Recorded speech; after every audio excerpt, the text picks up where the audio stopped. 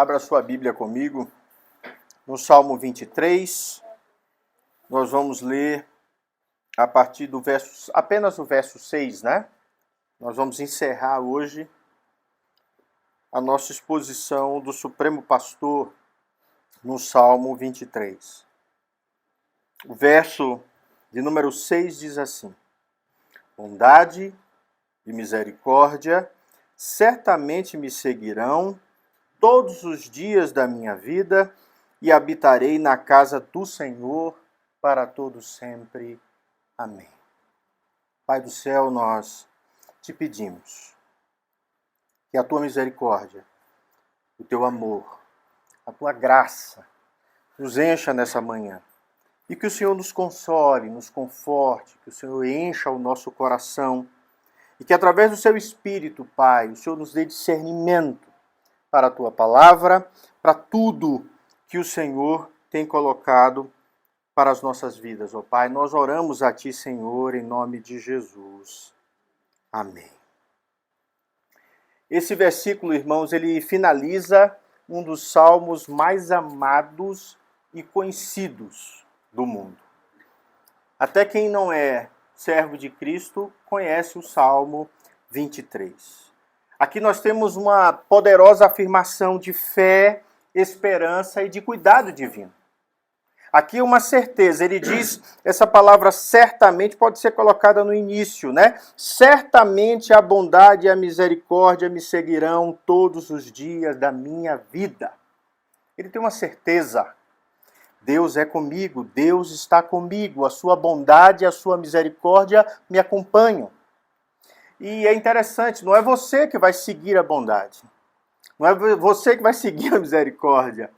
São as duas que vão seguir você, que vão seguir a sua vida, que vão seguir os seus passos.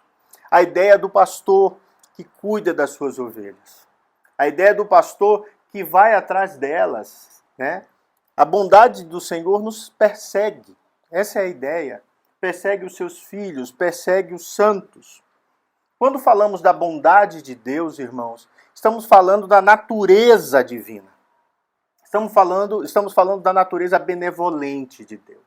Deus é perfeitamente bom. Estamos falando da sua disposição de fazer o bem em nossas vidas. Deus sempre tem para nós o que é bom. O pensamento que eu tenho para vocês, diz o Senhor, é um pensamento do que é bom, do que é justo, do que é verdadeiro. É disso que Deus pensa para nós. É isso que Deus tem para as nossas vidas. E o salmista aqui ele está declarando justamente a bondade de Deus. E o que preciso lembrar, e o que o salmista está dizendo, que essa bondade de Deus não é apenas ocasional. A bondade de Deus vai ocorrer aqui, a bondade de Deus vai ocorrer ali, e no resto eu vou carregar o peso da minha própria vida. Não é isso que ele está dizendo. Ele está dizendo que essa bondade de Deus me segue diuturnamente. Em todo momento. Seja o que acontecer na minha vida, implica uma presença constante de Deus e uma ação benevolente para com os seus filhos. Para todas as áreas e aspectos das nossas vidas. O amor e a misericórdia de Deus, meus irmãos, nos talha. Nós somos talhados por essa misericórdia. Nós somos adornados por essa bondade, por esse amor, por esse cuidado de Deus. O problema é que nós não entendemos a ótica e a forma que Deus vê a nossa vida. Tem uma imagem que eu gosto bastante, a imagem do tapete. Deus é o tapeceiro do universo. E quando nós olhamos e pensamos na bondade de Deus, é como se nós estivéssemos vendo o tapete pelo avesso. O lado contrário do tapete é cheio de nós. Toda a beleza do tapete não pode ser vista pelo lado contrário. E a nossa vida é construída assim. Nós só conseguimos ver a beleza quando olhamos pelo lado certo. E o lado certo é a forma que Deus vê a história. Normalmente nós só entendemos a história quando chegamos no futuro e olhamos para trás. Deus vê tudo plenamente, Deus não vê os nós, percebe? Nós conseguimos ver a partir dessa ótica humana. E o verso do tapete é sempre feio. Precisamos dos olhos de Deus para ver a beleza. Então, essa bondade e misericórdia representam o amor constante e a fidelidade de Deus que nos acompanham continuamente em todos os momentos da nossa vida. Na liturgia, nós lemos o texto de Lamentações. Jeremias diz: as misericórdias do Senhor são a causa de não sermos consumidos. Porque as suas misericórdias não têm fim, renovam-se a cada manhã. Grande é a tua fidelidade. O que o profeta está dizendo aqui é que a fidelidade e a misericórdia, a bondade de Deus são constantes na nossa vida e são renovadas toda manhã. Não termina. Nem quando a nossa vida termina. Quando não temos mais manhãs, a misericórdia do Senhor perdura. Porque nós vamos habitar com Ele. É por isso que ele diz eternamente no texto. A bondade de Deus e a sua misericórdia não se restringe apenas a essa vida, mas ela segue a eternidade. Ela segue tudo que fazemos. E não depende de nós, percebe? Aí talvez você diga assim: pastor, e quando as coisas não vão bem, a bondade de Deus me abandonou? A misericórdia de Deus me abandonou? Eu não consigo mais perceber essa verdade? Lembra que eu falei da ótica humana? Mas quando nós temos os olhos de Deus, quando nós entendemos a vontade perfeita de Deus, nós agimos como o profeta Jeremias. Lamentações é uma série de poemas que expressam dor e sofrimento dos israelitas após a destruição de Jerusalém e do templo, no ano de 586 anos de Cristo. Imagine que você é o profeta Jeremias, você está vendo a sua cidade invadida pelos babilônios, você está vendo tudo sendo destruído, o templo destruído, e você escreve: a misericórdia do Senhor é a causa de não sermos destruídos. O profeta consegue ver misericórdia onde a maioria de nós não consegue. Olhando a desgraça e a destruição de Israel, ele pensa: Deus nos preservou ainda. Ainda há muitos de nós que vão continuar a nação. O lamento pessoal de Jeremias, ele é intensificado, mas você olha a esperança e a confiança em Deus por parte do profeta. Ele entende que a misericórdia de Deus se estende. A palavra hebraica pode ser traduzida como amor leal, pode ser traduzida como bondade ou misericórdia. Essa mesma palavra tem esses três sentidos, tanto no texto de Davi, quanto no texto de Jeremias. Eu tenho que aprender a ver o amor leal de Deus. Refere-se a esse firme amor imutável que ainda, em pecado como estava Israel, foram para o cativeiro por causa de desobediência, e Deus dissera a Israel, no livro de Deuteronômio, capítulo 28, se vocês desobedecerem, se vocês se afastarem de mim, eu trarei sobre vós espada. E Deus o fez, porque Deus não mente. Aquele momento foi um momento de benevolência, sabe por quê? Porque Israel estava afastado dele. E o cativeiro fez com que eles pudessem olhar novamente para Deus. É no cativeiro que eles voltam a ler a Escritura. É no cativeiro que nascem as sinagogas. É no cativeiro que eles voltam a ensinar os filhos. É no cativeiro que eles se voltam para Deus. O profeta olha a sua nação sendo invadida e diz: Deus é a causa de nós não sermos consumidos. Ele não olha dizendo: olha o que Deus está fazendo contra mim. O profeta conhecia o povo. Sabia que o povo estava em pecado. E apesar da extensa devastação e sofrimento, você tinha a existência contínua do povo como prova da misericórdia de Deus, percebe? O povo de Israel continua até hoje, existe até hoje. Então Deus, em sua justiça, poderia ter destruído completamente o povo por causa dos seus pecados, mas a sua misericórdia prevalece.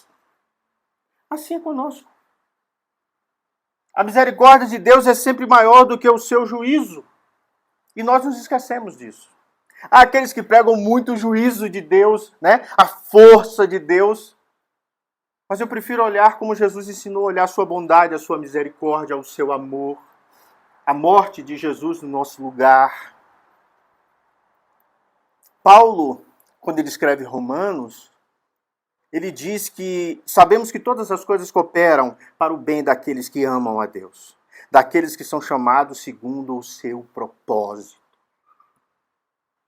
Aquele cativeiro ensinou Israel.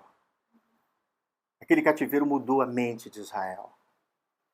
Assim como Ezequias, que quando adoeceu, voltou-se para a parede e disse, Deus, aquilo foi bom para o rei Ezequias. E Deus diz a ele, você vai ter mais 15 anos. E ele faz uma reforma, ele trabalha para Deus, ele transforma a realidade de todo o povo. É porque a nossa ótica nunca é parecida com a de Deus, não é? A gente quer que tudo seja do nosso jeito, que tudo seja bom, que tudo seja perfeito. Mas nem tudo que é bom é igual. E nem tudo que é ruim acontece do mesmo jeito.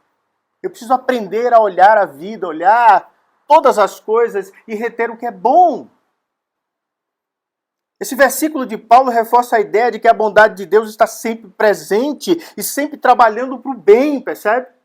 Eu sou talhado, eu sou sempre aquele que busca a Deus. E se eu busco em amor e eu amo a Deus, eu sou talhado por Ele. E tudo vai cooperar para que eu cresça como servo de Cristo, como servo do Senhor. Lembre-se do olhar de Jeremias. Eu preciso aprender a ver como Deus. Portanto, eu preciso aprender a confiar na bondade e na misericórdia de Deus e ter a certeza que elas me acompanham em todas as situações da minha vida. Em tudo que eu faço. Porque Deus é fiel a si mesmo. Ele é mais fiel a si mesmo e a sua promessa de cuidar de nós do que a mim. E porque ele é fiel a si mesmo, ele se faz fiel a mim. Percebe? É pelo amor que ele tem por nós. Isso deve trazer consolo e segurança. Eu devo caminhar com firmeza, porque a bondade de Deus está comigo. A bondade e a misericórdia de Deus. A misericórdia é a ideia do seu amor e compaixão que é estendido sobre nós, especialmente em momentos de necessidade e de fraqueza. A misericórdia de Deus é muito maior quando eu tenho necessidade e quando eu tenho fraqueza. São nessas horas que eu preciso olhar para Deus e saber que Ele me acompanha todos os dias, em todos os momentos, independente das circunstâncias. Às vezes nós somos como crianças, né? Sara parou de dizer isso. Mas quando ela era menor, e eu tomava, por exemplo, o celular dela, ela dizia assim, papai, você não me ama. Eu falei, por quê, filha? Porque você me toma o celular e é o que eu quero fazer agora. Eu falei, não, filha, eu tomo justamente porque te amo. Não, papai, o senhor não me ama. E nós temos essa visão da vida. Quando a vida faz tudo o que eu quero, quando meu pai faz tudo o que eu quero, quando Deus faz tudo o que eu quero, Deus me ama. E nós somos mimados. Nós somos imaturos espiritualmente. E nós achamos que Deus tem que fazer tudo o que eu quero. Então eu não sirvo a Deus, é Deus que me serve, Deus que serve a minha fé, Deus que faz aquilo que eu quero. Tirar esse homem do trono começa na infância. A mostrar que a vida não é exatamente como nós imaginamos, idealizamos e pensamos. A fé é a mesma coisa. Nós somos crianças na fé, começamos sem entendimento. Mas precisamos crescer. Precisamos discernir com profundidade. Deus me persegue com seu amor, com a sua graça, com a sua misericórdia, com a sua bondade. Seja qual for a situação, Ele está sempre pronto para perdoar, restaurar e sustentar a minha vida. Eu preciso obedecê-lo. Quando falamos para os nossos filhos o que eles têm que fazer, é para o bem deles, para o crescimento deles, é para que eles sejam melhores. Deus não é diferente. E Deus ainda é mais bondoso do que nós. E quem ensinou foi Jesus, né? Se você pede pão, Deus não vai lhe dar uma pedra. Se você pede um ovo, Deus não vai lhe dar uma serpente. Vós que sois maus, sabem dar boas dádivas aos seus filhos, quanto mais Deus. Jesus mostra que Deus sempre tem o melhor para nós e tem cuidado de nós. A sua misericórdia se estendeu de tal forma que estávamos mortos e destinados ao inferno, que estávamos vivendo uma vida longe dele, e ele dá Cristo, que é o seu melhor, que é o seu Filho justo, perfeito, bom, reto, em que não há nenhuma sombra de pecado, e ele morre em morte de cruz, para que você tivesse vida e a tivesse em abundância. Entende o que é misericórdia? Quando Davi diz no verso 4, olha, eu não temo nada, eu não estou temendo nada, nós vimos esse versículo, eu não tenho temor nenhum, porque tu estás comigo. Jesus é essa bondade, essa misericórdia que caminha conosco. Eis que eu estou convosco todos os dias. Irmãos, Davi vislumbra a glória de Deus. Então ele diz, olha, certamente a bondade e a misericórdia vão me seguir na minha vida. E ele diz, eu habitarei na casa do Senhor para todos sempre. Então você tem a presença eterna de Deus, que Davi não entendia perfeitamente. Ele olha, ele sabe que ele volta para Deus, ele sabe que vai viver com Deus, mas ele acha que vai viver na casa de Deus, no templo. Quando Jesus olha para o templo, ele diz, olha, não vai ficar pedra sobre pedra. Tudo vai ser destruído. Eu vou derrubar tudo e vou erguer em 3 dias. Davi não sabia que era o próprio corpo de Cristo que iríamos habitar. Que era o corpo da ressurreição do Senhor. Que somos pedras vivas, como disse Pedro. Há uma ampliação daquilo que Davi está vendo, percebe? Nós vamos habitar eternamente na presença de Deus. É uma declaração de confiança de Davi. Davi tem certeza que vai habitar na presença de Deus. A casa do Senhor simboliza uma comunhão íntima e constante. Para o israelita, ele estava em comunhão no momento que ele adorava no templo. Agora, em Cristo, toda vez que eu vou falar véu, eu falo réu. O véu rasgou-se, porque eu penso em rasgou-se. Rasgou-se de cima embaixo. E a presença de Deus invadiu as nossas vidas, irmãos. O véu rasgou-se. E Jesus veio habitar em nós e agora essa presença contínua e íntima do Espírito Santo habita o seu povo. E isso será eternamente. É um convite para viver diariamente a presença de Deus, irmãos. Eu preciso aprender a viver diariamente a presença de Deus nesta vida e como um futuro eterno. Isso precisa encher meu coração. Voltemos rapidamente ao exemplo de Jeremias. Jeremias, mesmo em meio à profunda angústia, ele encontra uma razão e esperança imutável na misericórdia de Deus. É assim que eu preciso aprender. Independente da circunstância desse meu dia, eu preciso ver sempre uma esperança imutável quanto à misericórdia de Deus. Eu preciso dizer como Davi, Deus está comigo. Ele me guarda.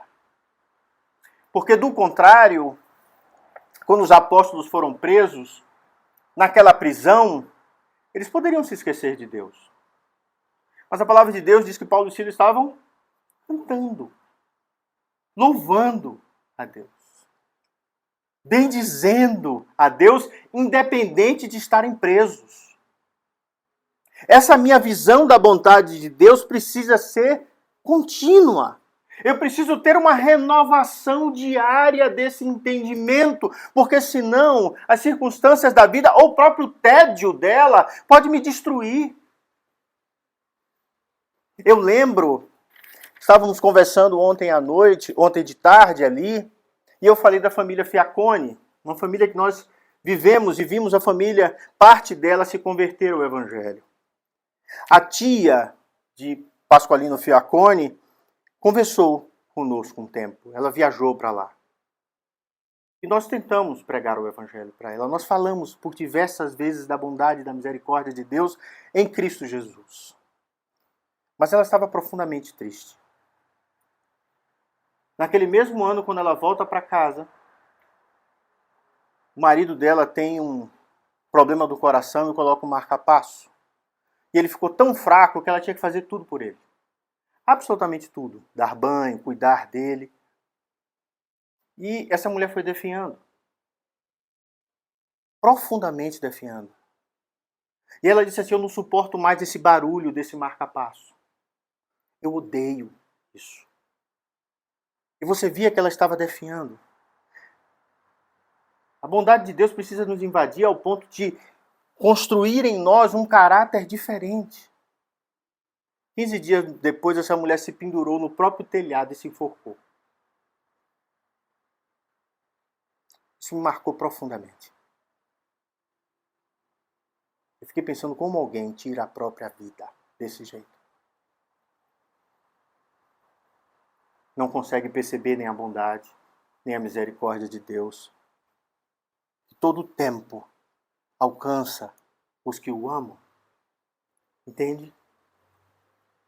Absoluta ausência de esperança. Eu estou usando um exemplo bem grave, bem atenuado, não, bem forte, para que você olhe para o outro lado e diga assim, como Deus tem sido misericordioso para comigo. Porque toda manhã a sua misericórdia se renova, porque toda manhã eu acredito que minha vida vai ser melhor, porque toda manhã, ainda que as circunstâncias sejam difíceis, o meu coração é talhado. E eu amo viver para Deus. Esse texto convida a todos a viverem em espírito de gratidão e de confiança, ainda que as circunstâncias sejam difíceis. Porque se quando a vida está fácil, nós pensamos em desistir, faça ideia quando as coisas ficam mais difíceis. Eu encerro dizendo o seguinte. Davi quer habitar na casa do Senhor para sempre. O Senhor Jesus, quando ele estava encerrando o seu ministério, apontando para o dia da sua morte, ele ora para os seus discípulos em João 14 e diz, na casa do meu Pai há muitas moradas. Se não fosse assim, eu não teria dito. Mas eu vou vos preparar lugar. E se eu for e vos preparar lugar, eu virei outra vez e vos levarei para mim mesmo, para onde eu estiver, estejais vós também. Jesus está ampliando o desejo de Davi. Ele está dizendo que há uma casa do Pai, que há uma morada eterna, que há um lugar eterno que nós vamos viver com Ele, reforçando essa esperança de morarmos na presença de Deus para sempre, percebe? E isso nunca deve se separar do nosso entendimento. Porque senão entristeceremos. Porque senão a vida perde o propósito. Pastor João, forma direta. O que é que eu preciso fazer, Senhor? Como é que eu preciso viver? A primeira coisa que eu quero que você entenda é que você precisa reconhecer a bondade e a misericórdia de Deus em todas as circunstâncias. Você reconhecer que Ele está sempre contigo, seja no barco, no meio da tempestade, seja orando junto com você no Getsemane, seja onde quer que esteja, até na cruz, Ele vai olhar para você e vai dizer: Pai, tem misericórdia. Todas as circunstâncias, Deus está comigo, a sua bondade, o seu amor me acompanha.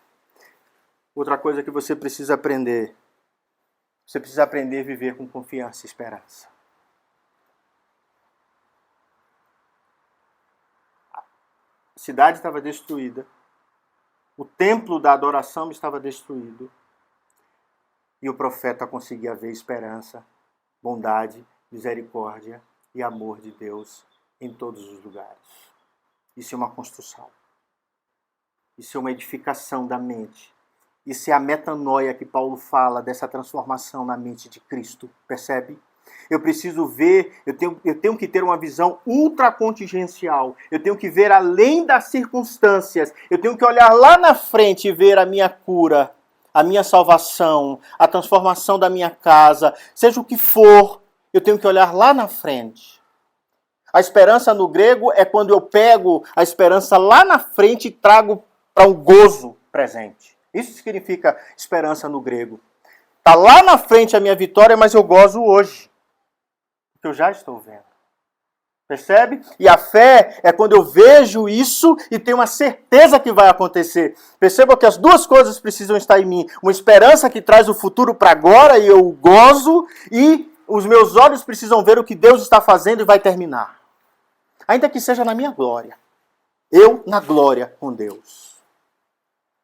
E a última coisa que eu quero dizer, como aplicação: busque a presença de Deus. Não há como você desfrutar de bondade e misericórdia vivendo simplesmente do jeito que você quer. Você precisa se aproximar de Deus. Você precisa fazer, todos os dias, ter o hábito da presença do Senhor.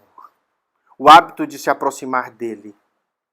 Você precisa ter o hábito de orar e renovar e fortalecer a sua alma todos os dias, para que você tenha olhos espirituais e tenha força espiritual e mentalidade espiritual para todos os dias da sua vida. Então, cheio de Deus, você vai não só experimentar a bondade e a misericórdia, mas você também vai ser um agente da bondade e da misericórdia do Senhor ao seu redor, onde quer que você pise. Se enchendo e se aproximando da face do Senhor, da casa do Senhor, você vai crescer e aprender em bondade, compaixão e perdão.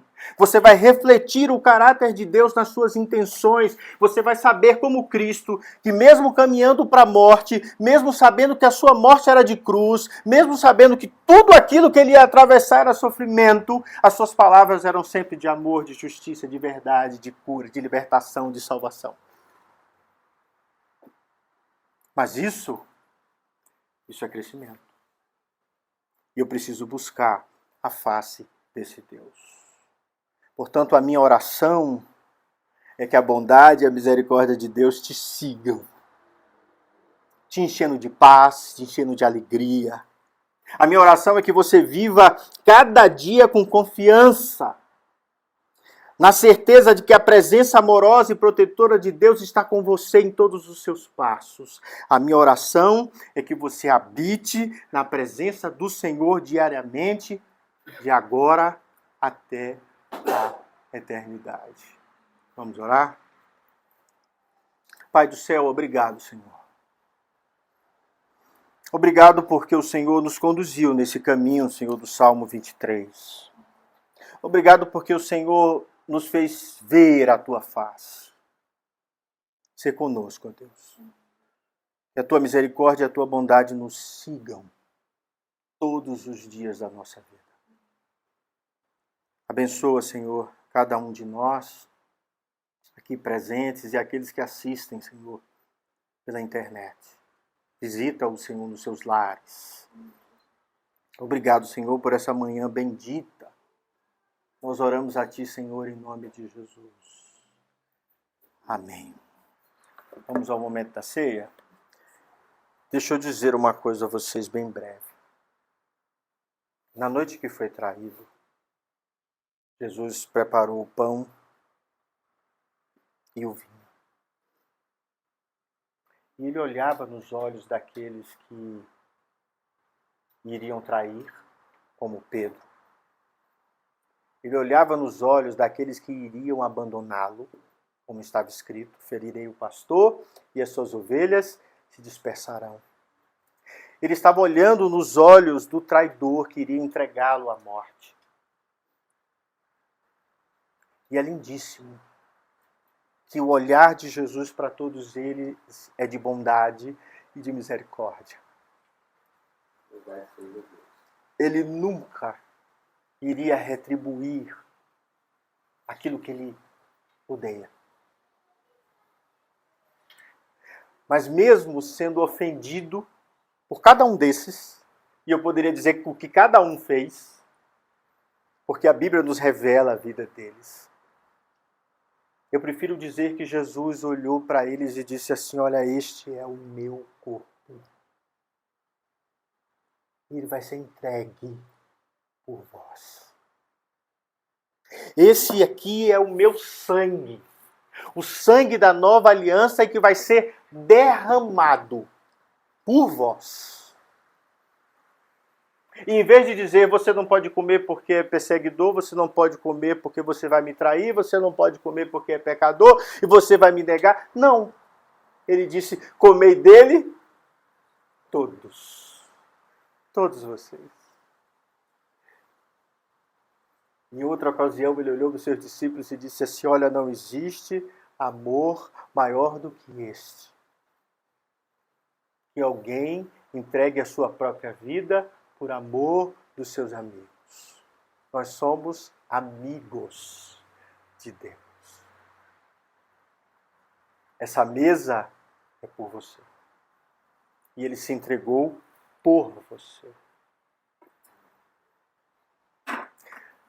Pai do céu, nós tiramos esses elementos do uso comum e consagramos ao Senhor esses elementos e as nossas vidas. Perdoa os nossos pecados e nos dá olhos, Senhor, para ver a Tua bondade e a Tua misericórdia em qualquer circunstância, em qualquer momento da nossa vida. Amplia, Senhor, assim como o Senhor deu a Cristo, eu te peço que o Senhor dê a nós a mente dele. Que nos faça crescer em santidade, em amor, em justiça. Que nos faça ter esperança, Senhor, no mundo de trevas e no mundo difícil, muitas vezes, de viver. Nos dá, Senhor, do Teu Espírito, da Tua graça e do Teu amor, é a nossa oração, em nome de Jesus. Amém. Quando você participar dessa ceia, eu quero que de alguma forma você tente ver Cristo na cruz. Nós sempre vemos ele distribuindo os elementos com os discípulos no cenáculo. Mas eu quero que você veja o objetivo da ceia. Eu quero que você o veja na cruz.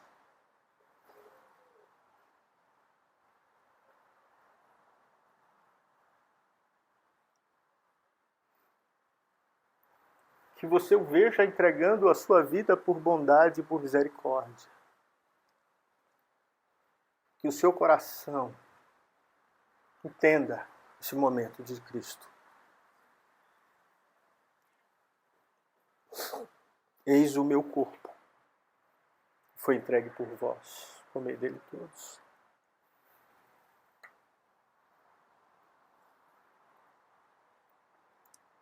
Eis o meu sangue. Foi derramado por amor de vós. Bebei dele todos.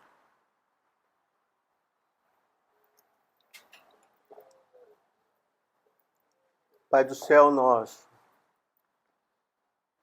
te agradecemos. O Senhor nos ensinou que deveríamos tomar a Santa Ceia até que o Senhor venha. O Senhor prometeu nos preparar lugar na casa do Pai. E nós estamos aguardando, Senhor, a tua volta. Eis o teu memorial, Senhor. Nos enche, Pai, da tua graça. Nos enche, Senhor, do teu amor, da tua bondade e da tua misericórdia. Renova o nosso entendimento, Senhor, e a nossa fé. Obrigado por essa manhã, Senhor. Nós oramos a Ti em nome de Jesus. Amém. Receber a bênção, queridos, que a paz e a graça do nosso Senhor e Salvador Jesus Cristo, que o amor insondável de Deus, nosso eterno Pai, e as benditas consolações do Espírito Santo sejam sobre vós, irmãos, aqui no Lago Norte, e sobre a Igreja de Cristo espalhada sobre toda a terra, agora e para todos sempre. Amém. Deus abençoe a sua vida e te dê uma excelente semana, em nome de Jesus. Amém.